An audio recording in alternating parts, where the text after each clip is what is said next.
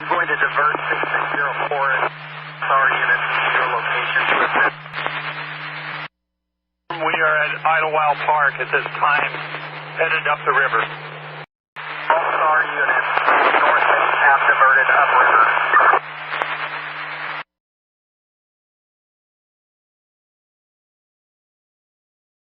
Yeah, we're going to need a crew up here with saws.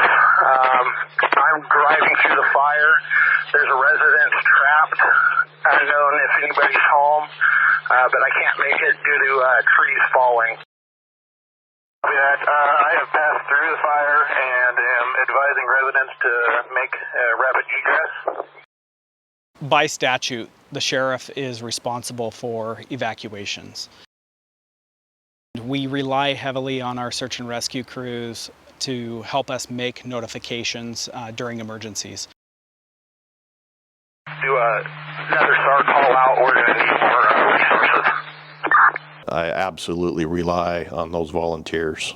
They are critical and crucial to the operation when it comes to something of this magnitude and the scale. And those guys were absolutely amazing. They're volunteers. They show up, they're trained, they know what they're doing, they follow directions, they have an absolute passion for the work that they're doing, and they're really, really good at it. We use a system statewide here in Oregon called Ready, Set, Go.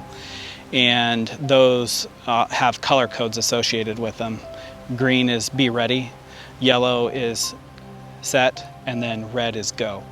And so those search and rescue volunteers were posting those notices, letting folks know, that this area is under a level 2 or a level 3 evacuation.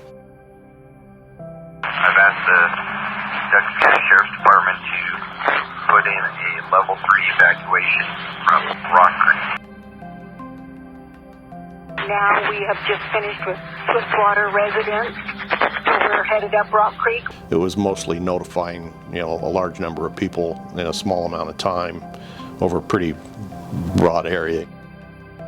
So many heartbreaking stories, people, we would go to their house to evacuate them, and they would just burst into tears because they didn't want to lose their house, and we understood, but we didn't want to lose them. Be advised, Lone Rock Road is now level 3. Fire jumped the river.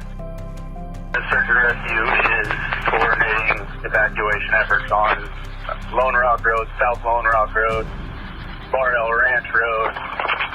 And we started talking about evacuations with the Douglas County Sheriff's Department, and they said, what do you think? Idlewild evacuate? I said, yes, and evacuate Glide, and turn the corner and start evacuating Little River. S.A.R units are heading up Little River to level 2 notice.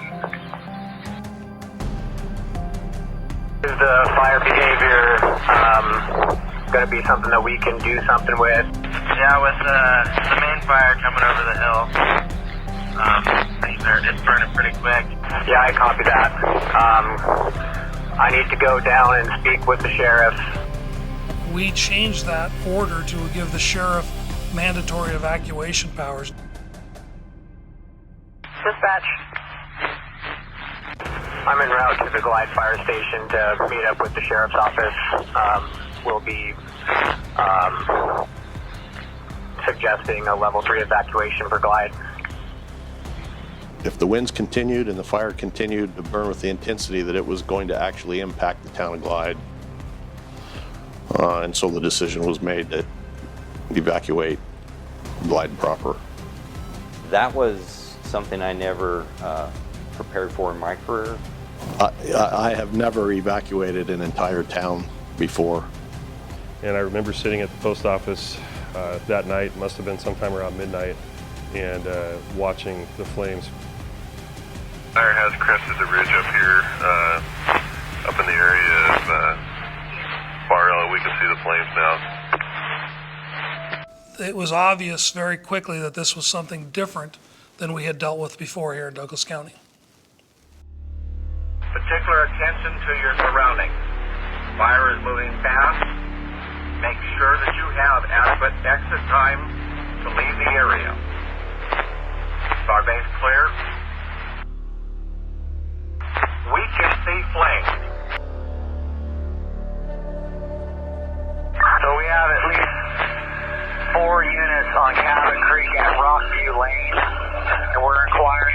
continue pushing on up here if we're going to be able to get back out Little River. S.A.R units about coming back to town. We need confirmation from law enforcement if we have a unit available in Little River. We're looking from the rock pit, and it looks like the fire has jumped the ridge west side of the Little River.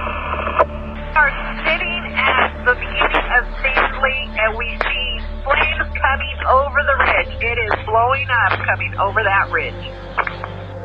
Get out of there. All S.A.R units, return to units.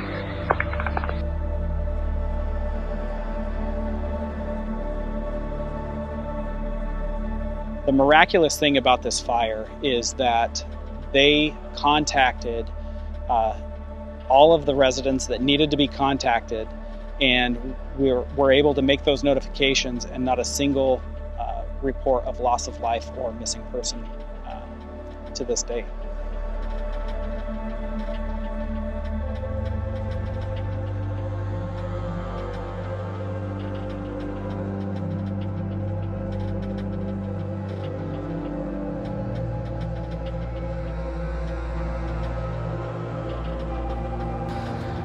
As you can see, it's really smoky out here. The visibility is starting to somewhat diminish. There's a lot of ash that's falling from the sky, but there is definitely a lot of information that I need to pass along, especially to the residents here in Glide and Idlewild. So initially when we began doing evacuations, we were doing a couple of things. We were using press releases, we were using the alert sense or the reverse 911, and we also were using Facebook. I'm here at the Glide Fire Department. We are issuing a level 3 evacuation that has been issued for all of the residents from Klahani Lane and Idlewild Park east to Steamboat Creek. That means you are being asked to leave your home immediately. You're in an area with significant fire damage. You need to understand that this is a last warning. As things progressed throughout the morning, there was a need to get information out immediately. And so I was finding myself needing to just be able to connect with a mass number of people in an instant. And that's when I began using Facebook Live.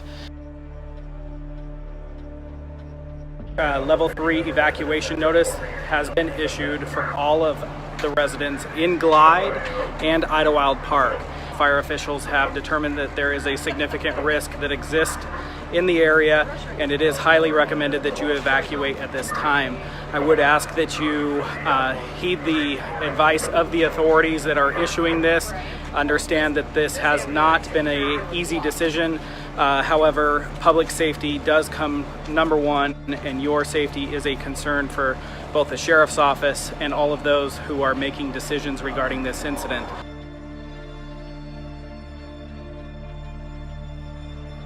Knowing that the people who live here jumped into action, had faith in the sheriff's office and the people who were telling them, this is dangerous, you need to go, and that we had no loss of life is what I am most thankful for.